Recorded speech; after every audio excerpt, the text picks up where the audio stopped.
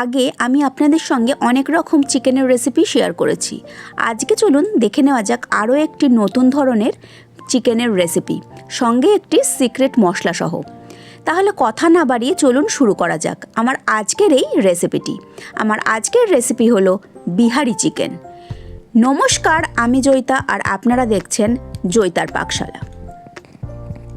Bihari chicken বানানোর জন্য আমি এখানে 1 কেজি 250 গ্রাম চিকেন নিয়েছি।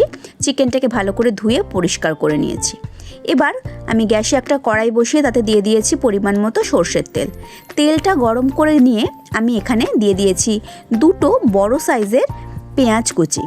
পেঁয়াজটাকে আমি তেলের মধ্যে গোল্ডেন ব্রাউন করে ভেজে নিচ্ছি।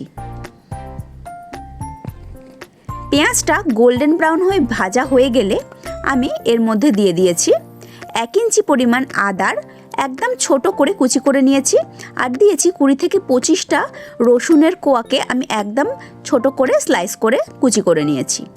এছাড়া দিয়েছি একটা বড় এলাচ, 3 থেকে 4টে ছোট এলাচ, 5-6টা লবঙ্গ, আর দিয়েছি 3 থেকে 4টে দারচিনি স্টিক আর 2টো তেজপাতা। সমস্ত কিছু দিয়ে আমি ভালো করে কষিয়ে নিচ্ছি মশলাটাকে। আর আমি এখানে দিয়েছি কিছুটা পরিমাণ কাশ্মীরি শুকনো লঙ্কা আর এমনি নর্মাল যে শুকনো লঙ্কা হয় সেই শুকনো লঙ্কার পেস্ট। সমস্ত কিছু দিয়ে মিনিট 3-4 সময় ধরে খুব ভালো করে কষিয়ে নিচ্ছি যতক্ষণ না মশলাটা থেকে একটা সুন্দর কালার চলে আসে। সুন্দর কালার মশলাটা থেকে চলে এসেছে। এবার আমি এর মধ্যে দিয়ে দিয়েছি একটা মিডিয়াম সাইজের টমেটোর পেস্ট। টমেটোর পেস্টটা দিয়েও আমি বেশ ভালো করে কষিয়ে নিচ্ছি টমেটোর স্মেলটা যাওয়া অবধি। টমেটোটা কষাতে কষাতে আমি ওর মধ্যে দিয়ে দিয়েছি পেঁয়াজ পাতা আর ধনে পাতার যে পিছনের অংশটা আছে, মানে যে ডাঁটিটা আছে, সেই ডাঁটিটা একদম মিহি করে কেটে আমি সেটা দিয়ে দিয়েছি পরিমাণ মতো কাশ্মীরি লঙ্কার গুঁড়ো, 1/2 চামচ হলুদ আর একটা গোটা রসুন।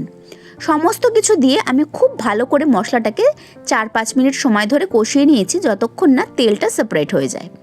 মশলাটা থেকে তেল সেপারেট হয়ে গেলে আমি ওর মধ্যে দিয়ে দিয়েছি ধুয়ে রাখা চিকেনগুলো দিয়ে আমি মশলাটার সঙ্গে খুব ভালো করে কষিয়ে নেব। আর যখন চিকেনটা আমি কষাবো তার মধ্যে আমি দিয়ে দিয়েছি 1 চামচ পরিমাণ নুন। এখানে কিন্তু মাংসে যতটা পরিমাণ নুনের প্রয়োজন অতটা নুন আমি ব্যবহার করিনি, আমি এখানে হাফ নুন দিয়েছি। কারণ নুন দিলে মাংসটা থেকে কিন্তু অনেকটা পরিমাণ জল রিলিজ করে যাবে, তাই মাংসটা বা মশলাটা পুড়ে যাওয়ার সম্ভাবনা কিন্তু থাকবে না। এটাকে আমি মিডিয়াম আঁচে ধীরে ধীরে কষিয়ে নিচ্ছি। এবার যে সিক্রেট মশলাটা আমি এর মধ্যে দেব সেটা তৈরি করে নিচ্ছি। একটা ফ্রাইং প্যানের মধ্যে আমি নিয়ে নিয়েছি 1 চামচ নুন, জয়িত্রীর ফুল একটা, বড় এলাচ 2টো, ছোট এলাচ 4টে, লবঙ্গ 4টে, ধনে নিয়েছি আমি গোটা ধনে বড় চামচের 1 চামচ, সর্ষে নিয়েছি ছোট চামচের 1 চামচ, জিরে ছোট চামচের 1 চামচ, আর নিয়েছি ছোট চামচের 1 চামচ গোলমরিচ।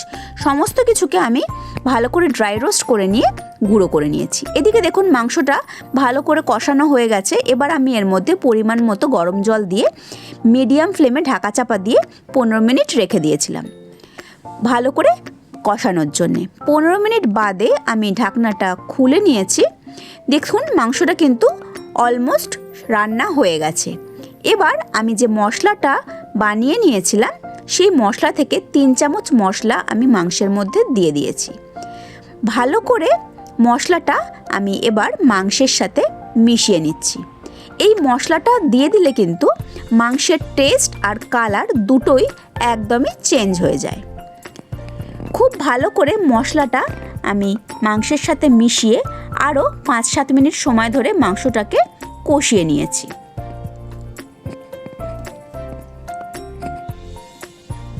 দেখুন মাংসটার কিন্তু কালারটা একদম চেঞ্জ হয়ে যাচ্ছে, একটা সুন্দর কালার এসে গেছে। এবার আমি এর ওপরে ছড়িয়ে দিয়েছি কিছু ফ্রেশ ধনেপাতা। মাংস কিন্তু আমার পুরো রেডি। ধনেপাতা ছড়িয়ে দিয়ে ভালো করে আমি মাংসের সাথে ধনেপাতাটাকে মিশিয়ে দিয়ে গ্যাসের ফ্লেমটা বন্ধ করে দিয়েছি, দিয়ে ঢাকা চাপা দিয়ে 10 মিনিট স্ট্যান্ডিং টাইমে আমি রেখে দিয়েছি। 10 মিনিট বাদে এই বিহারি চিকেন আমি সার্ভ করে দিয়েছি। গরম গরম রুটি বা ভাত যে কোনো কিছুর সাথেই কিন্তু অনবদ্য আজকের আমার এই বিহারি চিকেনের রেসিপিটি।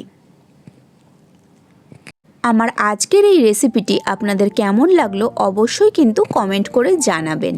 আমি আবার হাজির হয়ে যাব কোনো নতুন রেসিপি নিয়ে নেক্সট এপিসোডে। ভালো থাকবেন, সুস্থ থাকবেন, ধন্যবাদ।